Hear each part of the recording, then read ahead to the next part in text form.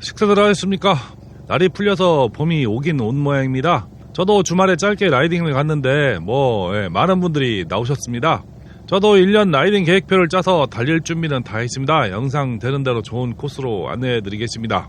오늘 이야기는 항상 기회가 있을 때마다 이야기하고 제가 인정하는 진정한 우주명차 슈퍼컵에 관한 이야기를 해보겠습니다. 제가 슈퍼컵을 처음 접한 것은 고등학교 1학년 때쯤이 아닌가 합니다. 야밤에 친구가 아버지 대림 88키를 훔쳐서 몰래 나오면은 야간 자율학습 끝나고 학교 주변에서 만나서 학교 근처의 택지개발지구에서 뺑뺑 돌며 운전 연습을 했던 것이 처음 오토바이를 접한 계기가 되었습니다. 그 친구가 할리 타던 친구입니다. 밤새 타고 다녀도 기름 안 줄어서 한 번도 걸린 적은 없습니다. 안 걸린 것인지 아버님이 모른 척 하신 건지는 확인은 못했습니다.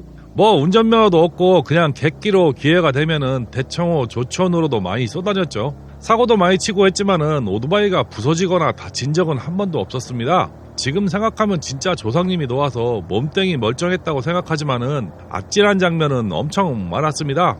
끊어진 다리에서 날라도 보고 심하게 굽은 도로가 밤에 안 보여 논으로 날라보고 막 그랬죠. 다리에서 떨어졌을 때는 다리 공사하려고 쌓아놓은 모래에 떨어져서 안 다치고 5월에 모심은 논으로 떨어져서 하나도 안 다쳤지만은 문제는 오토바이 닦느라고 거의 해가 뜨기 직전까지 집에 못 들어갔던 것을 생각한다면 지금도 웃음이 나오는 이야기입니다.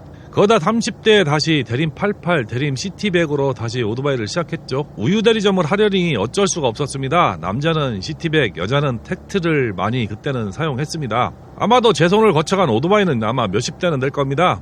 제가 아는 오토바이 센터에서 15만원에 폐차를 사다가 저희 오토바이 봐주는 옆 가게 센터에 맡겨 고치면은 5만원에서 10만원 투자하면 새 것처럼 고쳐서 타다가 배달원에게 분양해줬던 것 같습니다. 그때는 엔진도 일제의 홈다 엔진이라서 고장도 잘 안 나고 말한도 안 하는 카브라타 청소를 하거나 교환을 하면은 잘 굴러갔던 것 같습니다. 오래된 것은 피스톤도 교환했는데 피스톤이 그때 제 기억으로는 한 5천원인가 했던 것으로 기억을 합니다. 2000년대 초에는 시티백이 100만원대에서 200만원대로 가격이 상승해서 중고가가 30-40만원에서 막 100만원 넘게 오르던 시기라서 인기가 좋았습니다. 배달원들이 많이 구입해갔죠. 그래서 이렇게 슈퍼커브와 인연을 이야기해봤습니다. 그런데 지금 DNA나 KR에서 나오는 슈퍼커브 RU는 엔진도 중국산으로 바뀌고 내구성도 이전만 못하다고 합니다. 대림도 2004년인가부터 혼다 엔진이 아니라 국내 엔진을 사용하다가 이제 중국산으로 완전히 바뀌었죠. 예전에 집배원들과 얘기할 기회가 있었는데 물어봤더니 국내 메이커 슈퍼커브는 5년간 7만 킬로 정도 타는데 2년 이상 버티는 엔진이 없다고 푸념을 하는 걸 들었습니다. 그래서 열받아서 오리지널 슈퍼커브 엔진으로 수합해서 타는 직원이 있는데 몇 년간 한 번도 속썩인 적이 없다고 합니다. 여러분도 슈퍼컵 사시면은 오리지널 혼다 슈퍼컵으로 사시기 바랍니다. 중고도 괜찮습니다. 제가 슈퍼컵을 이렇게 빠는 이유는 한 가지입니다. 몇십 대가 제 손을 거쳐가는 동안 한 번도 속을 썩인 경우가 없기 때문이죠. 배터리가 있고 나도 시동 퀵으로 시동 걸면 되고 시동성이 떨어지거나 출력이 안 나오면은 몇천원 들여서 간단하게 카브라타 청소나 교환으로 아주 정상적으로 돌아오고 넘어져서 카울이 깨져도 몇천원 몇만원이면 고칠 수 있어서 그렇습니다. 그때는 그랬는데 지금은 가격이 많이 올랐죠. 연료비라고 해야 당시에는 2,000원이면 한 일주일 탔던 것 같아요. 진짜 연비는 죽이죠. 지금도 연비 엄청 나오죠. 거기다 운전도 쉽고 운동성도 아주 좋습니다. 다만 장거리는 못 갑니다. 한 번은 단양까지 슈퍼커브 끌고 갔다가 자고 올 뻔한 적도 있습니다. 할리로 3시간 조금 더 걸리는 거리인데 토요일 오후에 출발했더니 깜깜해도 청주에 도착하질 못해서 자고 올 뻔했죠. 그것 빼고는 다 좋았던 기억이 있습니다. 자, 그럼 잡소리는 접고 본격적으로 슈퍼커브를 알아보겠습니다. 그럼 슈퍼커브 탄생 배경부터 알아보겠습니다. 디자인은 어디서 많이 본 그런 형태죠. 일본 가면 정말 많이 보이는 형태의 자전거가 이렇게 생긴 겁니다. 우리나라에서는 잘 안 보이는데 일본은 이런 자전거가 엄청 많죠. 이런 형태가 많은 이유는 여자들이 치마를 입고 타고 내리기 편하게 만들어서 그렇다고 합니다. 슈퍼커브도 당연히 여자 소비자를 염두에 두고 만들어서 그렇죠. 1958년은 전후 일본을 재건하는 힘은 여성의 힘도 컸다고 합니다. 당연히 정쟁을 치른 나라의 특징은 남자는 없고 여자가 많고 생활을 위해서는 여성도 경제 생활을 해야 하는 상황에 이르다 보니까 여성의 사회 진출이 많아진 데다가 전후 교통이 시원찮은 상황에 교통수단과 짐을 싣기 좋은 구조로 오토바이를 만들어 했다는 겁니다. 또한 자원도 비약한 나라에서 부품도 적게 들어가고 제작도 쉬운 구조여야만 했던 것은 당연한 것일지도 모릅니다. 또 보급 가격이나 면허 체계에도 맞아야 했기 때문에 아주 기본적인 면허로 운전이 가능한 50cc로 만들었다고 합니다. 일본 면허는 원보라고 그러더라고요. 50cc 미만은 텐덤 불가 자동차 면허로 자동 취득. 그러니까 우리나라가 똑같이 원동기 면허를 자동 취득하는 것 같습니다. 그리고 우리나라 원동기 면허하고 거의 똑같다고 보시면 됩니다. 이외에도 총 4단계로 나눠집니다. 우리나라는 좀 면허 체계가 좀 다르죠. 여기서 우리가 아는 일제 오토바이 배기량이 왜 이렇게 나누어졌는지 대충 답이 나오죠. 일본은 아직도 50cc 오토바이가 엄청 많이 생산되고 있고 많이 팔린다고 합니다. 그리고 400cc 오토바이가 많은 이유는 18세 이전에 면허를 취득할 수 있는 최고 배기량에다가 고속도로 통행도 가능한 면허로 가장 선호하는 면허라고 합니다. 이런 면허 체계에 따라서 디자인되고 탄생한 오토바이가 슈퍼커브죠. 1958년 버전 1이 확실히 디자인이 잘 되었다는 것은 아직도 특별한 변경사항 없이 똑같은 형태로 생산이 된다는 것입니다. 앞에 포크가 링크해서 적립식으로 계기판이 시대에 따라서 약간씩 변한다는 거, 엔진 배기량이 늘었고 카브 방식 연료 시스템이 효율이 좋은 전자식 인젝터로 브레이크가 드럼에서 디스크로 바뀐 외에는 특별히 바뀐 것은 없습니다. 한국에도 간간히 수입되는 것으로 알고 있는데 일본은 아직도 50cc 슈퍼커브를 만들고 있습니다. 주요 수요층은 노인과 여성들이 많이 이용한다고 합니다. 일본 시골 가면 슈퍼커브 겁나 타고 다니죠. 그런데 일본 혼다 홈페이지를 번역번호로 돌리면은 슈퍼 순무, 슈퍼 새끼, 크로스 순무라고 나오는데 이거 참 번역이 거시기 합니다. 왜 이렇게 나오는지 모르겠습니다. 단어상으로는 똑같이 슈퍼커브라고 돼 있는데. 게다가 1956년 혼다 사장 소이치로 혼다와 상무이사 다케오 후지사와 는 제품 구상을 위한 힌트를 찾기 위해 유럽으로 여행을 갔다고 합니다. 유럽에서 본 것은 모페드와 스쿠터를 봤는데 일본과는 맞지 않는 듯해서 일본만의 독창적인 디자인과 생산 방식이 필요하다고 느끼고 일본에 맞는 디자인을 한 것이 슈퍼커브라고 하죠. 아마도 모페드는 뿌쪼나 파지오, 스쿠터는 베스파를 보지 않았을까 저는 개인적으로 생각을 합니다. 특히 디자인의 주안점은 일본의 도로 사정이 유럽보다 열악했기 때문에 모페드와 스쿠터는 일본에 적합하지 않다고 생각하고 디자인의 포인트를 4가지를 잡고 디자인을 했다고 합니다. 최고의 성능은 물론 조용하고 연료 효율성도 뛰어난 고출력 상제 엔진, 여성도 쉽게 조종하고 탈 수 있는 크기와 형태의 샤시 및 차체 디자인, 클러치 없이도 기어를 바꿀 수 있는 새로운 변속 시스템, 싱글하면서도 신선하고 시대를 초월한 고급 디자인, 이 4가지 포인트가 있었다고 그러죠. 이런 디자인 포인트를 가지고 1957년 초에 세계 최초의 50cc OHV 사행정 엔진을 개발을 시작했습니다. 주로 일본의 열악한 비포장도로에서 사용하는 것을 고려한다면 저속에서도 쉽게 조작할 수 있고 일관되고 견고한 특성이 요구되었다고 합니다. 그런데 문제는 50cc 엔진이 1마력밖에 나오지 않아서 수많은 연구 끝에 9500rpm에서 4마력이 나오는 엔진을 개발했다고 합니다. 4마력에 집착한 이유는 비포장을 헤쳐나가기 위해서는 최소 4마력이 필요하다는 연구가 있었다고 하죠. 거기다 가늘고 슬림한 차체를 만들어 타고 내리게 설계하다 보니까 엔진은 수평으로밖에 배치할 수 없었다고 하죠. 또한 쉬운 기어 변속을 위해서 원심력 크러치를 도입해야 하는데 문제는 퀵 시동 시에는 메인 기어와 분리돼야 오토바이가 움직이지 않고 시동 모터로 시동을 걸 때는 자동으로 메인 기어와 연결이 돼야 돼서 시동이 걸리는 문제를 해결하는데 고생을 했다고 합니다. 거기에 차체 디자인을 하기 전에 가장 고민한 부분이 타이어 사이즈라고 하죠. 원래 비포장을 달리기 위해서는 21인치 타이어가 기본이었는데 20인치를 타이어를 장착한 차체는 시트고가 높아져서 주요 고객층인 노인과 여성에게는 발착 시성이 떨어지기 때문에 고민을 많이 한 결과 17인치로 결정하고 이 규격은 아직도 계속 적용되고 있습니다. 솔직히 현대기술로 본다면은 그닥 신선하거나 혁신적인 것은 없다고 생각할지 모르지만은 이런 형태의 오토바이가 전에 비슷하게라도 있었으면 모르겠지만은 처음으로 형태나 성능, 디자인한다는 것은 쉬운 일이 아닌데 지금 봐도 잘 만들었다는 생각이 들 정도니 시대를 초월한 디자인, 혁신적인 성능과 아이디어로 이것을 만들어낸 혼다 놈들도 참 대단하다는 생각이 듭니다.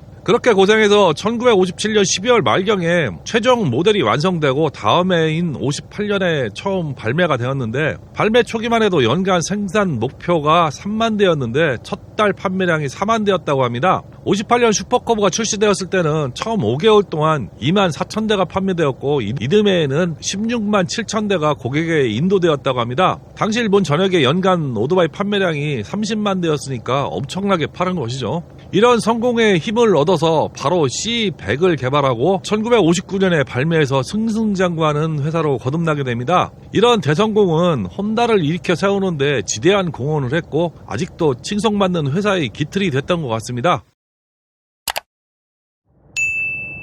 혼다 슈퍼커브 하면은 감성적인 광고를 빼놓을 수가 없죠. 저는 호황기의 일본 광고는 정말 스케일이 남달랐던 때입니다. 신문 광고 몇 편을 보시겠습니다. 5편의 시리즈 광고로 아주 환상적인 사진과 그리고 캐치플레이드로 사람을 이끄는 그런 광고죠. 또한 주요 고객인 여성을 타겟으로 한 잡지 광고도 많이 했다고 합니다. 1958년 일본에서 처음 출시된 혼다 커브는 혼다의 공동 창립자이자 경영 마케팅을 담당한 최고 경영자 후지사와 다케오가 제작했으며 개발 프로젝트를 이끈 사람이 바로 창립자이자 사장인 혼다 소이치리였습니다. 그는 본질적으로 엔지니어였죠. 누구나 쉽게 탈 수 있고 똑똑하고 재미있고 저렴한 오토바이를 구성했고 그것을 처음으로 실현한 오토바이가 슈퍼커브라고 합니다. 이러한 이념과 실용성이 시장에서 환영받는 것은 당연한 결과겠지만은 출시 후 불과 5개월 만에 판매량이 2만 4천 대, 2년 차에는 16만 7천 대로 빠르게 상승하여 일본 전체 오토바이 판매량의 60%를 차지하기도 했습니다. 3년차 생산량은 약 56만 대로 급증해서 인기리에 판매가 되었습니다. 이런 판매량을 발판으로 최첨단 스즈카 공장을 새로 짓는 계기가 되었고 세계화와 수출 확대에 착수할 수 있었다고 합니다. 사실 혼다를 있게 한 모델이 슈퍼커브이고 혼다를 1등 기업으로 만든 기틀을 만든 모델이 슈퍼커브였던 그런 역사적 모델이 되었죠. 당시 해외 진출을 위한 시장 조사에 따르면은 유럽은 연간 200만 대의 판매를 기록하는 주요 시장인 반면에 동남아시아는 현재는 작지만 미래 잠재력이 크고 미국은 오토바이가 그다지 인기가 없어서 연간 6만 대만 판매된다는 결과가 나왔다고 합니다. 혼다 회고록에도 나오는 이야기지만은 미국 시장은 갱스터 문화로 당시에는 전혀 판매가 없을 것이라고 분석을 했지만은 경영 마케팅 상무인 후지사와 다케오는 미국이 최우선되어야 한다는 결론을 냈다고 합니다. 그 이유는 간단했습니다. 당시 미국 인구는 약 1억 8천만 명으로 일본의 2배인데다가 제2차 세계대전에서 승리하고 세계 정치 및 금융의 우위를 차지한 미국은 1950년대, 60년대에 세계에서 가장 부유한 나라로 할리 말고는 특별히 오토바이 회사도 없고 그 당시에는 인디안도 파산한 상태로 할리 외에는 팔리는 오토바이도 없기 때문에 다양한 수요와 공급이 없는 상태로 미국 시장에 들어가서 정착만 한다면은 대박인 시장이라고 봤던 겁니다. 솔직히 말하면 혼다 소이치로가 혼다를 만든 것이 아니라 경영 마케팅 담당자인 후지사와 다케오가 더 공이 큰 사람 같습니다. 제가 보기에는 대단한 안목을 가진 사람이 아닌가 합니다. 미국 진출은 LA에 지사를 만들고 6명의 직원이 처음에는 드림 250과 305, 벤리 125, 혼다 50 이런 것을 수출하면서 시작을 했지만은 처음 6개월 동안은 170대만 판매되었다고 합니다. 미국인들은 900cc와 1200cc 엔진을 장착한 할리 데이비슨과 영국에서 수입한 650 트라이엄프 및 기타 브랜드 같은 대형 모델을 선호했지만은 아주 극소수만 혼다에 관심을 가졌다고 합니다. 당연한 것이겠지만은 미국 수요는 대형 오토바이와 대배기량을 선호하던 시대였고 큰 땅덩어리에서 즐기기에는 저배기량은 부족한 면이 너무 많았지만은 슈퍼컵은 그래도 미국 시장에서 많은 환영을 받았다고는 하죠. 그리고 1968년 대망의 CB750 등장으로 본격적인 미국 시장의 정착의 꿈이 이루어집니다. 그 오토바이 본고장인 유럽 진출은 1961년 아이슬 오브 맨 TT 125cc와 250cc 클래스에서 1, 2, 3등을 다 하는 압도적으로 레이싱 우승을 하는 바탕으로 유럽 진출의 길이 열립니다. 영국, 프랑스, 네덜란드 지사 네트워크를 구축하는 데 한 2년을 보낸 다음에 벨기에 공장을 건설하고 1993년 포트커브 C240을 기반으로 생산을 시작하였고 혼다 최초의 모페드 P25 리틀 혼다를 생산을 했습니다.